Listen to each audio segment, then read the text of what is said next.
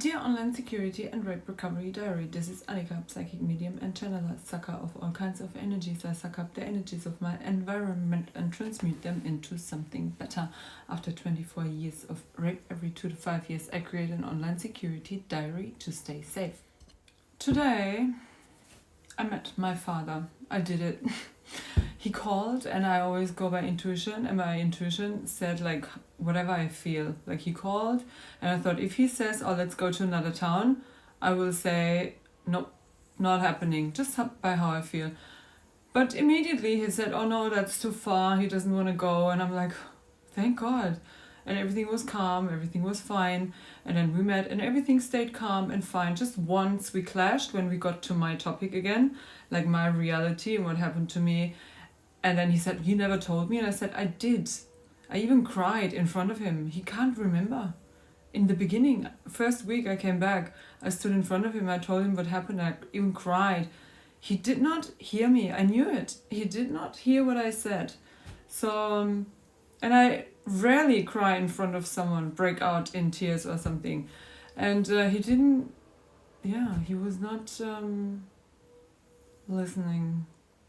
So, I said it again. And then he said, psst, don't say that, we're in public, other people don't need to know that, need to hear that. And I'm like, well, I'm kind of online. He said, I googled you, I couldn't find you anywhere. Well, yeah, Google me again. It's English anyway, so he'll be fine. What else? And that's when I freaked out, and I was like inside, I was already like getting up and leaving the place, and I thought, no, I can't do this anymore. But he stayed calm, and his calm calmed me down. He just stayed calm. He didn't take on my stress. He just stayed calm. And then he changed the topic, and I thought, thank God. And then everything was fine again. Let's just leave it there. It's like, and I realized we are 100% different. The things he's interested in, the way he thinks, political mindset, like my whole family, they're all on the other side. They all think AFD is racist, they're scared of them, they think, oh my God, when they take over, everything will go to shit, and they're so scared and really rejecting it on all levels, and they're really bad. I almost didn't want to say that I'm 100% on their side. And then we had talked about that as well, like how I see it. And if you imagine Germany is your body and you let everybody in. So I think it's kind of good I said that, because I don't do that. I don't want that. It's like the one who forced themselves on me. I did not invite them to do that. My border wasn't open. My border was closed. So I see the country as a body. It's my body. It's my boundary. The border is closed. Like if you want to come in, you have to be officially coming into the country and show that you are a respectable human who will not harm anyone in my body, in my country. Isn't that how you should see it? But not everybody sees the country in the same way. I don't know. And it's not racist. It's not racist to make sure that only good people enter your body. But now I understand even more why all these things happen, because I grew up in a country where it's allowed. They're allowed to enter your body. The borders aren't closed. Nobody can blame me for boundary stuff or anything. I said no, I meant no. But it's, if you're born in a country like that, it's kind of everybody born in this country might have been bad in a past life. What bad karma is it to be born in a country like that as a slave? Wow. Well, my borders are closed, and I totally stand. I kept mentioning, the second time I mentioned Elon Musk, because he's totally on the political side I'm on. But no, my God, 100% rejection. Everyone, my whole family, when I just say the names Trump and Elon, they're like, no, they think they're bad people, but I think it's the other way. The other ones are the bad ones.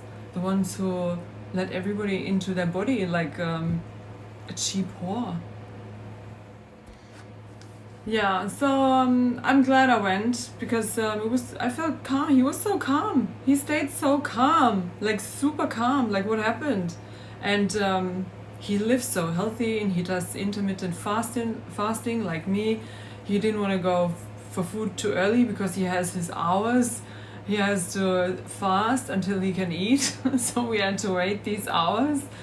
And I do that every day as well, like the intermittent fasting, like a minimum hours. But mine are already over at like 10 a.m., 9 or 10 a.m. I could eat. And then I have enough hours. So, oh yeah, he explained the German retirement system to me again. He tried that before, but I don't get it and I don't have to get it because I'm leaving. And he said, yeah, you're too old now anyway. You have to look after yourself. You have to do something yourself. I will, don't you worry. I'm going to work and save money and then pay myself my retirement. Like, and I don't even want to stop working. Like, whatever I do, it was never my plan to not work. That's not my plan. Everything I do is to heal and then be able to work. I love work. Work is my holiday from life. So I don't hope anybody thinks I don't want to work. I don't think women are supposed to work the men's jobs. Women are supposed to work a women's job. Like there are many jobs. You don't put them into a 9 to 5 unflexible because women are emotional, they need flexibility, so they have to work something that underlines their femininity, a feminine job, because it's a woman, so woman does a feminine job, in my opinion. So my work is feminine and kind of flexible, and that's what I'm supposed to do. I'm sure of that. What I'm gonna do, I won't pop out babies, and because that's too late as well. Not my fault. And that's also where we clashed. The German system, I told him, I want out of this country. I do not want to live in a country where I cannot rely on the country helping me when everything crashes or crashes. If I start work now and somebody, the CEO of the company, rapes me again and I'm gonna break out again and I'm gonna lose my job in an instant and I'm gonna freak out in the building and maybe I'm gonna destroy something in the building because of that fucked up rapist CEO. You never know what happens. And I cannot rely on the government to at least feed me properly when I'm traumatized illegally by someone else, which is so against the law. So if I can't rely on my country to support me at the lowest, I don't want to be in that country. I will support it more in Switzerland, I will support it more in Australia, and I probably support it more in almost all of the countries I would go to. So wherever, this is not my country. I cannot stay in a country where they don't even feed you right and do not give you medication, which you urgently need to be able to work. So now I feel much better with the garlic and I'm really glad it works with the garlic. If this keeps working with the garlic, I'm not going to take antibiotics, because wouldn't that be amazing if you kill that all naturally and not with antibiotics, which kill the good bacteria and then you're probably sick in another way. No, it would be great if this works now, because I could concentrate a few days and today I feel clear as well, and let's keep doing that. I eat much more garlic now, and garlic in the morning and garlic for my meals and garlic in the evening last thing, and then I think it gets better. And today I got a daddy's push. Like it's his approval was kind of needed. I needed that to know that he accepts that I do what I do. He asked me, what do you want to do? And I said, my thing. Like my thing, that's what I'm gonna do. And I didn't tell him in detail because nobody would understand anyway. And I said, I'm gonna show you when it worked. If it doesn't, I would have to do something else. But I'm pretty sure it works. The one thing I know that would never work is me being an employee in Germany. No, even my own job. I could not do it in Germany. The whole system works 100% against everything that I am. It's no. But also the energy thing I did yesterday, and it's so funny, the purpose, my intention for the energy hour, I did the 63 minutes, the intention was to not be drained by outside forces. So when something like I clashed with my father, first conversation we had before that energy session, he was draining me, and today he was not. It did not drain me. I left with energy. So I think my work works. Only pretty aware people with feelings who know what they're feeling are probably able to feel that. He also said, "Are you not cold because of this?" I'm like, oh my god, I didn't even think of that could be too much already.